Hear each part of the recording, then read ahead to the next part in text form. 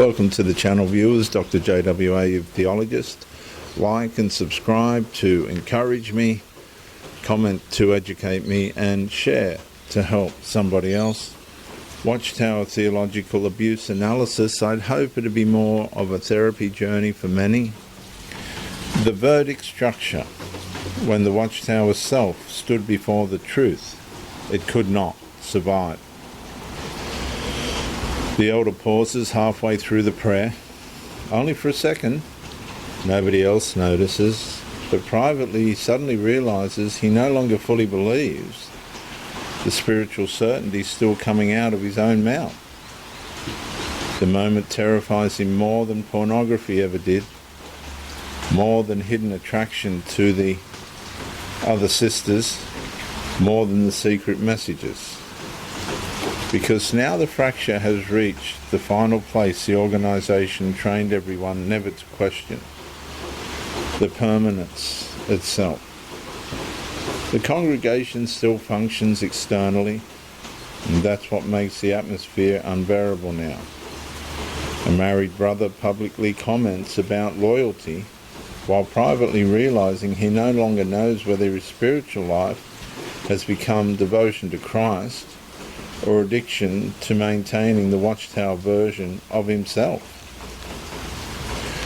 A sister secretly checks another elder's online status during the meeting while her husband answers comments beside her, pretending the marriage still feels spiritually whole.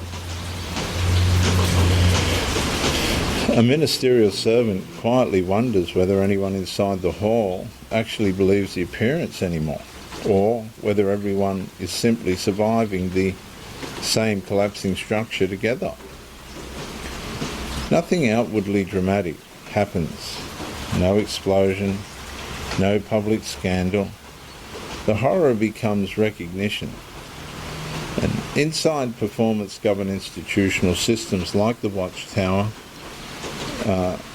running through its kingdom halls and propaganda, the final collapse arrives when people can no longer psychologically separate truth from the organisational identity constructed to replace it. The Watchtower self keeps speaking. The real self finally starts listening. And underneath years of rehearsed spirituality, lust remains, envy, greed, manipulation remain, resentment, gossip, emotional affairs remain, pornography, loneliness, hypocrisy, hidden appetite and fears remain, while the organisational performance grows increasingly unable to hide the inward contradiction anymore. A brother stares at the platform, realising how many spiritual talks were delivered by men privately drowning beneath the hidden compulsions they publicly condemn. A sister quietly recognises that congregation warmth often survived through fear, image, management, hidden attraction and controlled appearances more than honest spiritual intimacy. Someone suddenly understands the deeper terror. The organisation did not remove the hidden corruption. It taught people how to conceal it more efficiently beneath performed righteousness. The Watchtower Bible and Tract Society repeatedly reinforces visible spirituality, organisational loyalty, congregation unity, moral cleanness, and faithful obedience as evidence of remaining spiritually safe within Jehovah's organisation. But the conscience eventually reaches a verdict the performance cannot permanently silence. The scriptural witness enters the fracture finally.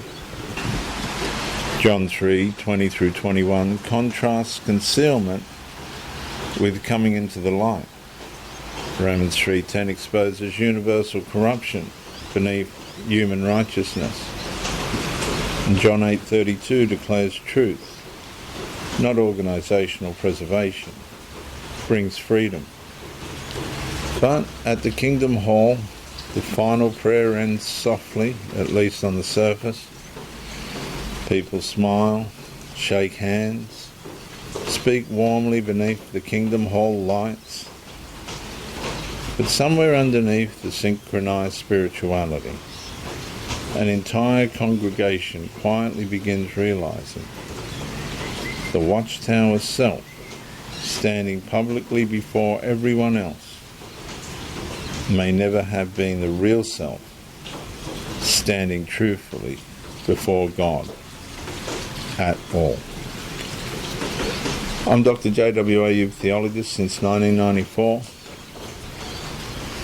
Subscribe and like to educate me and encourage me. Like and subscribe to encourage me. Comment to educate me.